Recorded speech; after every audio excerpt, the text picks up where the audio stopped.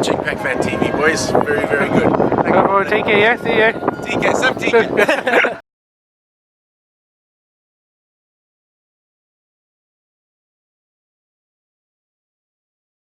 Assalamu alaikum, Pakfan TV. Here with Aqib and Big Boy at the back. SJ. What's happening? So the boys just finished up the warm-up match with Kent. Pakistan won by 100 runs. Great performance by the guys, especially in windy, tough conditions. Fakhr played very well at the top, supported by Imam, and then Imad stole the show at the end with his century. It's a great knock, to be fair. Good shots all around the ground. Bowling wise, the first three were absolutely awesome today. That's Hassan, Fahim and Shaheen. But a point to note in the vlog, I don't know if we've got it in, we're going to check. But on the mid-session break, Junaid, Amir and Hasnain came out to bowl. And I tell you what, Hasnain was bowling really, really quick. What do you reckon, Aqib? He looked fire. Yeah, I mean, he looks quick when he's bowling anyway on TV, but when you see him in real life, you can actually see he gets a lot of bounce. And you know, yeah, he got a lot of bounce. You see that? Yeah, he was getting a lot of bounce. He's a good guy as well, to be fair. He was making a lot of time for everyone. A lot of people were coming up to him and he was making time. And I think that's just the exuberance of youth as well. The fact that he's getting his opportunity on the big stage. And it's his first time being in England, so he's enjoying the occasion. But going back to the performance, it was a good performance. Pakistan made 358. Good total, but to be fair, after a good start from Fakhr and Imam, we were at one stage 164 for 5 because Safraz and Malik gave their wickets away quite cheaply. So at that stage we seemed to be struggling a little bit, but then Imad came in with Haris and they stabilised the innings. Oh yeah, Haris played really well as well. He looks a real classy player. He's carrying on his good form from the Australia series. He's got good timing, innit? Yeah, he's got very good timing. Very good strike play. Made 70 odd. Imad played a good destructive innings, 118, and there's a lot of talk about that power hitting, who's going to provide that power hitting, and he did show that today, but is he someone that we can rely on in the big games? Can he do that on a regular basis? That's the question. Asif Ali was sitting on the bench, so he was someone that we were looking at. Should he be in the World Cup squad? He's in the provisional squad for the England ODI series. But then who are you going to take out? That's another headache. Yeah. Because Imad obviously is good, but for him to perform every game, you're going to need some other players to step up as well. Like Malik didn't perform today, but obviously Malik's a ledge. And then Imad took it. Fahim obviously has got a lot of potential. We're waiting to see him explode. But Asif Ali, who are you going to take out? It's a tough one. Because I mean, even in the run chase, they were looking quite good. Obviously, we got the openers out early, bowled them all out for 258, but then they built up a good partnership. Yeah, I said I'm not quite sure in terms of how we can't translate his test form into ODI form. He got smashed for 90, he got hit for big sixes today. Yeah, but he kept bowling he kept bowling the wrong length. He was getting clotted over mid-wicket. But I don't understand why he can't translate his form from test. But test is different. Test is different mindset. It's different lengths, isn't it? Here in ODIs, I think in tests he gets time to work players out. And here it's obviously 10 overs, so. And I've noticed every time he gets hit, he just resorts back to bowling that quicker one straight away. And he got launched for some big sixes today. He did, yeah. That lefty, he hit some big sixes. Hassan did the job again. Hassan bowled fire. To be fair, Hassan always is a player. Every time I've seen him live, even on TV, whenever you watch him, whenever we've got a partnership, Safraz brings him in or Shadab, and they always give us that breakthrough. So hopefully, inshallah, that can continue. Shaheen looked very good as well. Barber didn't get any runs today, though. Barber didn't get runs. But Barber's quite consistent, so we expect him to obviously, inshallah, perform later on. But overall, they played very, very well. Moving onwards and upwards, they got a couple more games, and then they got the warm-up, and then they got the games against the T20, and then the ODIs against England. We'll be going to the T20 and hopefully a couple of the ODIs. While we're here, Kaz, how this preparation will hold us ahead of the World Cup? Will it hold us in good stead? You know what? Before, if you look back a few years ago, Pakistan, whenever they used to come over, they never used to get any warm-up games. They'd maybe get one or two and get chucked straight in, and they'd underperform. The last few years they've been coming, they've been getting some good game time the last 3-4 years. So look, they've got the warm-up games here, they've got the T20, they've got 5 ODIs, then they've got a couple more warm-up games. and then they go straight in. So they've adapted here. I don't think any other teams are in the UK at the moment. Yeah. So yeah, that's right. I believe that the schedule, the itinerary that they've done ahead of this World Cup is really good preparation. And like you said, in previous years this hasn't happened. It hasn't happened before, but obviously Pakistan have been performing, so they've been getting that game time. Are you worried? No, sorry, go on. I was just going to say, moving onwards to the World Cup, we always seem to perform on fire when we're under the cosh. And I personally, we was talking about this just now over dinner, that we'd rather Pakistan stay under the radar and come in with like a game to go must win and get into the semi-finals. Then there's 2 must win games, and knockout games, anything can happen with Pakistan. But really and truly, if you look back to any of the tournaments, Pakistan never start good. We're always slow starters. Yeah, but the thing is that Pakistan can't go under the radar because the last time there was a big tournament here, which was 2 years ago, we won it. So just for that fact, they are in kind of the spotlight. But they started slow then as well. They started off slow, and that's the thing though. I'm not worried. Like even if we have like a shocking series against England, I'm not worried because you know what? In a strange way, I know fans are gonna find this really weird, but I would prefer that, because that means that Pakistan are not on people's radar. When people start talking, then Pakistan get under pressure. Like Safra said, we're best when we just come in under the radar underdogs. And that's when we perform, when we're our backs against the wall. So I'm not really looking into this ODI series too much. Yeah, they're going to try out combinations. I hope Amr makes the cut. And then... But it's like what David Stein said. He said ahead of the World Cup rankings and all of this, it means nothing. Form, it means nothing. It's just who adapts best to the conditions and the climate. And that's one thing in our favour. We've got time to acclimatise to the conditions. We've got a chance to get all our squad players game time. They can, especially against the county sides, get a good run out, get those 50s, get those 100s, get a few wickets under their belt, build up their confidence, and it's going to hold us in good stead ahead of the World Cup. And like I said, even me and Junaid were talking, ahead of the World Cup, don't be surprised if we start off slow. We're not worried about that. In fact, we much rather get that spell out of the way and then build up the momentum, because when we build up the momentum, that's when we play at our best and we're unstoppable then. But ahead of the World Cup, positive thing is that this same format was the last time when we won the World Cup in 1992. It was the same format, so we've got a good few signs going. And last time I believe we played West Indies in our first game as well, so there's a few similar kind of traits as well. So if you like, not that if you're superstitious or anything like that, but there's a good few traits going our way. But just while you're here, actually, what's your thoughts on the World Cup squad? I'll be honest with you, I was just about to put you on the spot and say to you, if you was going to change any players from today's team with the squad that we got, who would you bring in? Like, we're talking about Asif Ali, yeah? Yeah. Well, to be honest with you, like, me and you've had like discussions back and forth, and they picked Fahim, and if anyone checked out our Instagram, the squad that I put out, I didn't have Fahim in my squad, but I haven't got an issue with him being in it because it was touch and go with him. Like, I got a lot of love for Fahim. We saw him today as well. We spoke to him. Nice lad, very nice lad. Fahim. He gave a lot of time. Big shout out to Fahim. Shout out to Fahim. Fahim's our boy. So, like, I'm happy for him that he's in the squad, and I just hope that he can come through with the bat. We spoke to him today. He said that he's been working on his batting, and inshallah he does. He'll be firing with that on that regard. The main question was just about having that power hitter, and I initially put in Umar Akmal. And I know he's temperamental, and I know a lot of people are a bit frustrated with him, but no one can deny his skill. And even when he came in against Australia, okay, fair enough. The thing is, when he's batting, he never looks like he's in any kind of problems or anything. He just scores so freely, and then out of nowhere he just plays that stupid shot. He's a good player, but the thing with me, Kaz, is he's been playing for 10 years. He keeps getting out on the same way, giving away starts.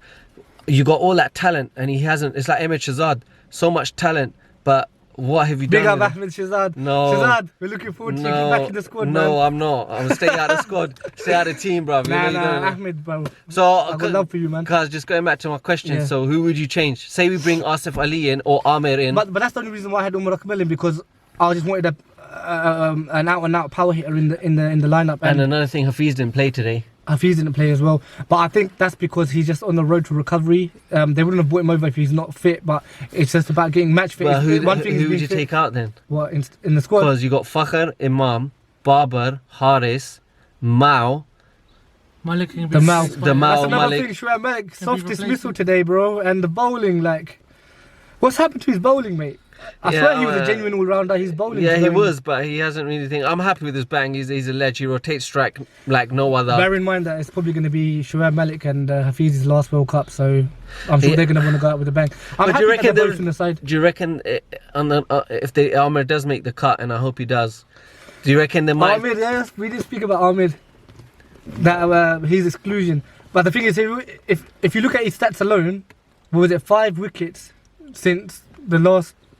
No, the last 2 since years. 2 years. No, since the Champions Trophy. Since the Champions Trophy. It's about 5 wickets he's taken. Yeah, but how many catches have been dropped? No, that's since fair come enough. back? I'm not saying that. I'm happy because I know that he's a player. He's a big game player. He's a He'll turn up. big game player. When he played for Essex, they won the county championship, so he's got experience playing in English conditions. When he played in the World Cup T20 in 2009, we won the final, and he's the one who dismissed Dilshan, who was the batsman of the tournament. But that's do you when know the Dil some scoop people? and that came out. Some people were saying that. And then obviously we know, sorry to cut you, but what he did in the Champions Trophy in the 2017 final. So that's what I mean. He's got People are experience saying of winning. that the red ball cricket and white ball, the white ball moves differently to the red ball, and he's not moving it enough. To be honest with you, in recent times, his pace is not up there either. It's weird. I'm It's not weird. sure We what's was going watching him out in the mid session, and he looked good, but I don't know. But Kazi, going back to my question again, who are you going to take out? For what? Who did if you bring Asif Ali in, or say for example bring Amir in, who are you going to take out? To be honest with you, I would have taken Abid Ali out. Yeah, I know you had an interesting discussion with him today, but you can see that video up. It'll be on the channel. Yeah, but Abid Ali's not even playing. I'm talking about the starting 11. He's a spot wasted. He's spot wasted. Yeah, I don't really see him getting. Because really, truly, are you going to start rotating your openers? Fakir and Imam are pretty much solid. Done. And even if you need to, if you want to, something happens. What are you saying? Is it Parji or?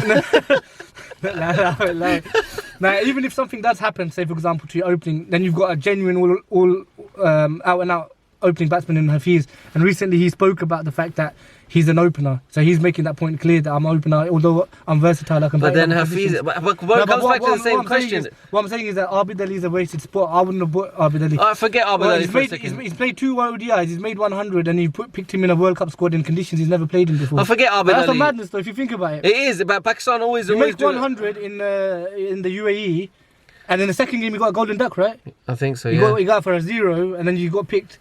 Yeah, but bro, if you really, okay, fair enough, he's the opening batsman, that's what brought him in. But then if you just look at it like that, just bring Mohammad Rizwan in then, who scored like 200s in that game. Okay, fair enough. Can he play opener? No, I don't think he's opener. Nah, because then you just go back to, you'd look, everyone was saying Shan Masood scored loads of runs and the thing. But that to opener... be honest with you, I would have brought Ahmed Shazad instead of Abid Ali. If you wanted an opener, just bring someone who's like... Someone who's played for so long and still doesn't know how to take strike. He creates pressure on it. Forget that. He's a better fielder than Abid Ali. Abid Ali, I saw him run onto the pitch. He was a sub fielder today. He ran on. And just when he was running back, because after the other fielder that he'd replaced had come back on, he was out of breath. Forget Abid Ali, he's irrelevant. Another point. How are these guys not passing fitness tests? This is a madness, mate. Now listen, on a level, and the let's fitness tests, they're not that hard. This is a joke, yeah? I'm not even saying, like, me and Junaid, right now, I guarantee you we'd pass that yo-yo test. It's a bleep test. We know what it's all about. We would pass it, so we're not just talking about it. So how are these guys that play day in, day out, this is their job.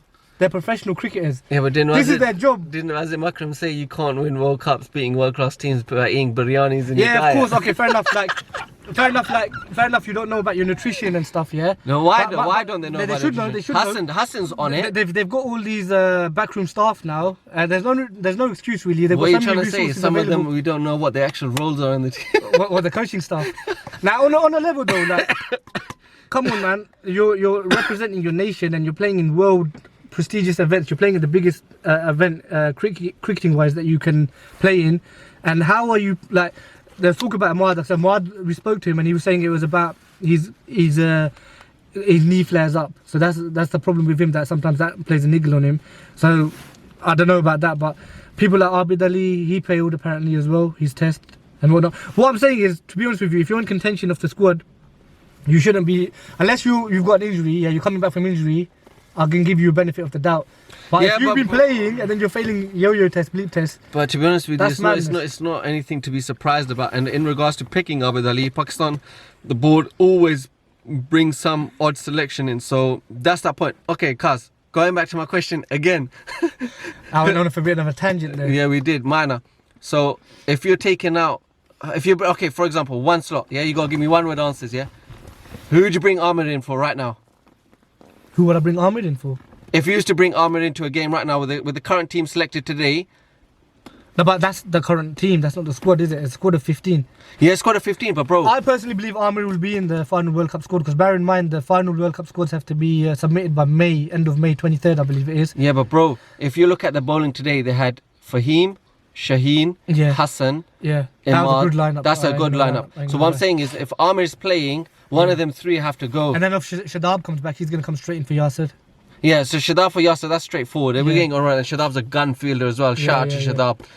Shadab was there as well, shout out. Yeah, shout out to him. And then Hafiz is going to play some part. Safi said there was players who are you going to take out. You can't take Haris out, and there's no way they're taking Barber out. Said that they were actually going to play Shuaib and Hafiz together in the lineup. So where's Haris going to go? Haris deserves a place. No, Haris 100% has got to play. Barber and Haris are middle order. So that's what I'm saying. You got Fakhr, Imam, Barber, Haris. They have to play. Them 400% top four without doubt. Yeah, but then who are you going to take out? The thing is, I 100% believe that Ahmed will be in the World Cup squad because there's a reason why they brought him here. They know that his form. If it was any other player, they wouldn't have picked him. But they know what Ahmed is about, his history, his experience.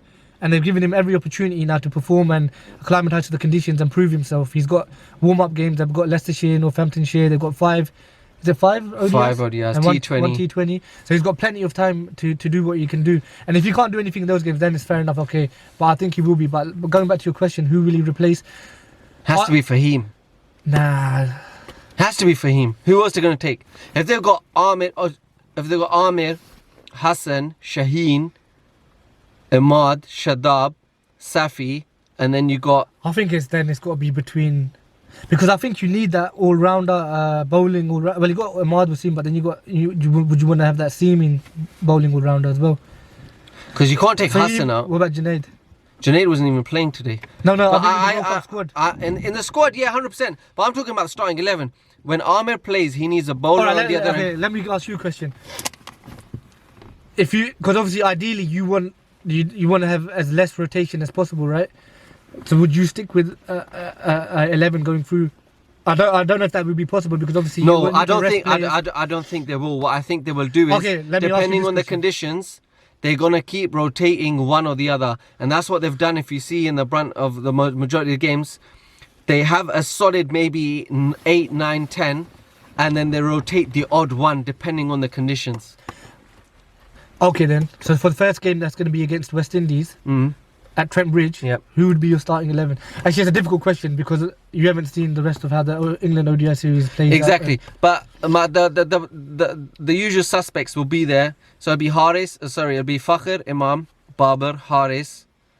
You got Malik. Malik is key for me because he's the only one in the Pakistan team that rotates strike, and he can play big. Once he's set, he plays big. He knows how to chase down a target. He's done it numerous times before. He's the only one that's got a cool head. You have to play Malik, in my opinion. But to be fair, Hafiz, okay, they're both the elder statesmen. No, but Malik's more of a finisher than Hafiz, though, isn't it? Malik's chased down more. Hafiz has never really been someone who's chased down. And Hafiz tends to start off slow as well, unless he just comes out on attack. That's a separate topic. Then you got, what's that? That's 5. Then you got Safi at 6. Then I've got 5 bowlers. You got Shadab, Ahmad, Fahim. Ooh, now I've got 2 seamers left. So you got Hassan or Junaid or Amir? Hassan. Hassanan. Junaid. So is Hassanan going to be like more of a backup player, isn't he? Or he probably might play a few games, and depending how he does. Hassan, I've got 3 seamers then, because Safi's 6. 6, I got 5, yeah. Shadab, Ahmad. And I've got 3 seamers. I'd go Junaid, Amir, and Hassan. But then Shaheen's fire as well. Shaheen brings that. He's aggressive. You see his bounces today. Yeah. Shaheen was aggressive. I think they'll just keep rotating depending on conditions. And that's good to have that kind of different variation in your squad. But overall, if you used to play Hasnain in any game, which game would you play as a surprise? I would definitely play him. Would you play him in the big game against India? Invaluable experience. Would you play him in the big game against India? The thing is, that's a pressure game. That's a pressure game, but then I think he would go in failures. Because you can see how he was enjoying the atmosphere. You know what? And I'll tell you what. And the appreciation that he was getting. Aqib spoke to him before I got there. Yeah. And when I got there and I shook his hand, Because it's he's his a first strong time, lad. first time in UK as well. Yeah, he's a strong lad. And he's a well-grounded person. Yeah, humble. And I think he's going to play fearless. That's what you were selling him today, weren't you? That was a key word today. The key word today, the key word today is speaking to the lads were to play fearless cricket, and that's what we want. Win or lose, it happens. It's gonna happen. But it's how you lose. It's how you win. We just want the boys to be fearless, play fearless cricket, man. Just go out there, enjoy themselves. Me and Aqib are gonna be hitting up most of the games. Stay tuned for our vlogs. Ahmed, you wanna say something before we go? No, I'm good. I think you lot covered all the bases. Say nothing. Shout out to Pakistan Cricket Board, making great decisions as usual. shout out to the Pakistan cricket team, and inshallah we'll catch you on the other side.